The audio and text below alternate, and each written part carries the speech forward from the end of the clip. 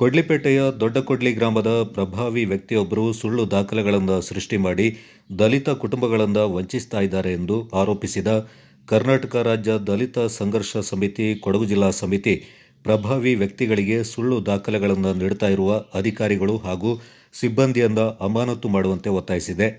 ನಗರದಲ್ಲಿ ಸುದ್ದಿಗೋಷ್ಠಿಯಲ್ಲಿ ಮಾತನಾಡಿದ ಸಮಿತಿಯ ಜಿಲ್ಲಾ ಸಂಚಾಲಕ ಎನ್ಆರ್ ದೇವರಾಜು, ಕೊಡ್ಲಿಪೇಟೆ ಹೋಬಳಿಯ ದೊಡ್ಡಕೊಡ್ಲಿ ಗ್ರಾಮದ ಪ್ರಭಾವಿ ವ್ಯಕ್ತಿಯೊಬ್ಬರು ಅಲ್ಲಿಂದ ಕೆಲವು ದಲಿತ ಹಾಗೂ ಬಡ ಕುಟುಂಬಗಳ ಭೂಮಿಗಳಿಂದ ಪೌತಿ ಖಾತೆ ಮಾಡಿಕೊಳ್ಳಲು ಮೃತರಾಗಿರುವ ಕುಟುಂಬದ ಹಿರಿಯ ಸದಸ್ಯರ ಮರಣ ದೃಢೀಕರಣ ಪತ್ರವನ್ನು ಸೋಮವಾರಪೇಟೆಯ ತಾಲೂಕು ಕಚೇರಿಯಿಂದ ಪಡೆದುಕೊಂಡು ವಂಚಿಸ್ತಾ ಇದ್ದಾರೆ ಎಂದು ಆರೋಪಿಸಿದರು.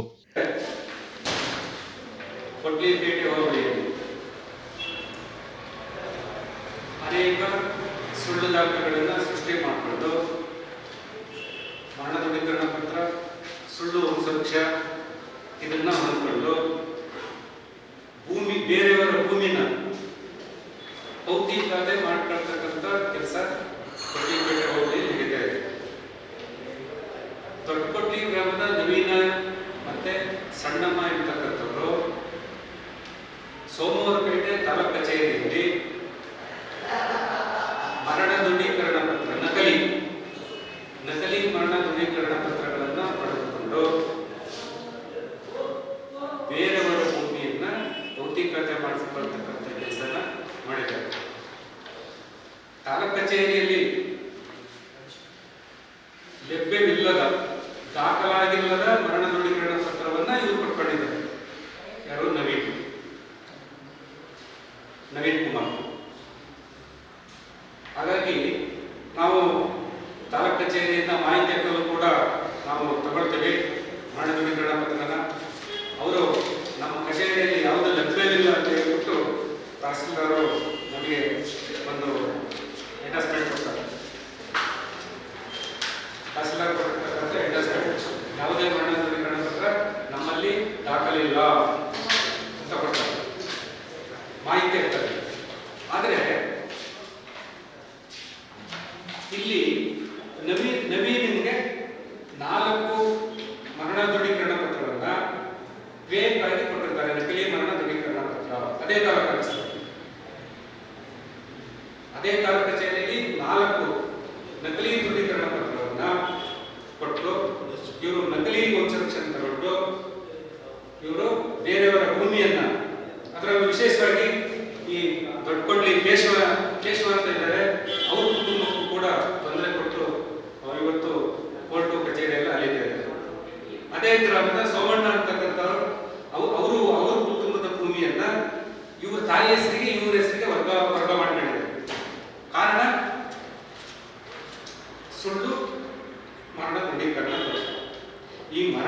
ಈ ಸುಳ್ಳು ದೃಢೀಕರಣ ಪತ್ರವನ್ನ ತಾಲೂಕು ಕಚೇರಿಯಿಂದ ಅವರು ವಿತರಿಸಲಿಲ್ಲ ಅಂದ್ರೆ ಈ ಸಮಸ್ಯೆ ಯಾವುದೇ ಎದುರಾಗ್ತಿರಲಿಲ್ಲ.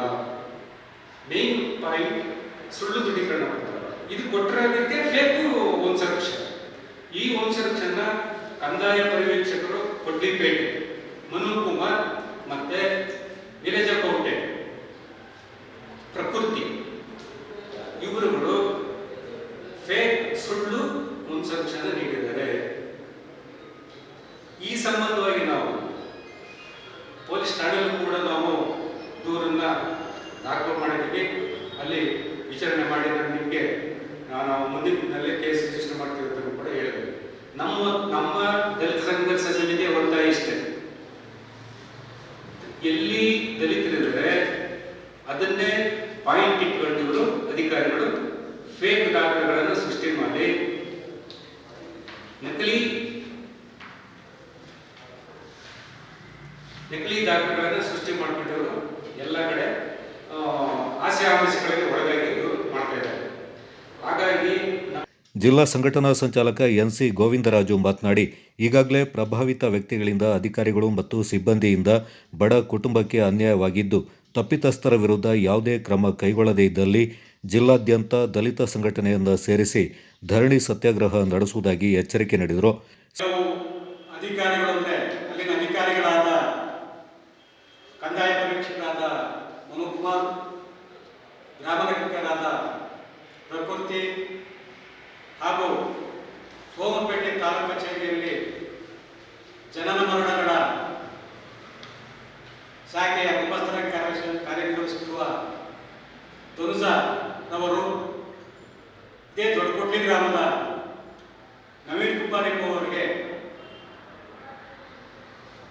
ಸುಳ್ಳು ದಾಖಲೆಯಿಂದ ಮರಣ ಪ್ರಮಾಣ ಪತ್ರವನ್ನು ದೊಡ್ಡಕೊಳ್ಳಿ ಗ್ರಾಮದ ಆನಂದ, ವಸಂತ, ಕೇಶವ ಹಾಗೂ ಸೋಮಣ್ಣ ರವರ ಅಜ್ಜನ ಸುಳ್ಳು ಮರಣ ಪ್ರಮಾಣ ಪತ್ರಗಳನ್ನು ಸೃಷ್ಟಿಸಿ ಅದರ ಆಧಾರದ ಮೇಲೆ ಅವರಿಗೆ ಅವರ ಜಮೀನಿನ ಖಾತೆಗಳನ್ನು ಬದಲಾವಣೆ ಮಾಡತಕ್ಕಂಥ ಕೆಲಸವನ್ನು ಮಾಡ್ತಾ ಇದ್ದಾರೆ.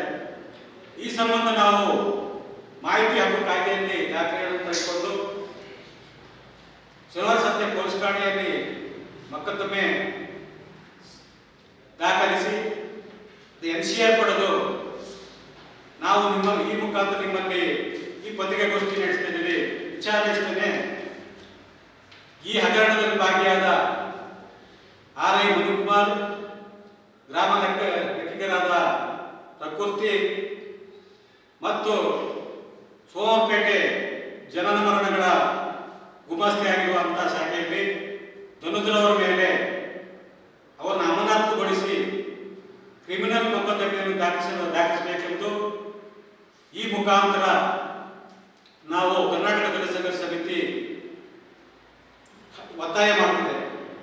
ಇದೇ ರೀತಿ ಭಾರಿ ಕಿರುಕುಳ ನೀಡ್ತಿದ್ದಾರೆ. ಕಾರಣ ನಮ್ಮ ಅಜ್ಜನ ಆಸ್ತಿನ ನಾವು ಅನುಭವದಲ್ಲಿ ಇಟ್ಕೊಂಡು ಮಾಡ್ಕೊಂಡು ಬರ್ತಾ ಇದ್ದೀವಿ.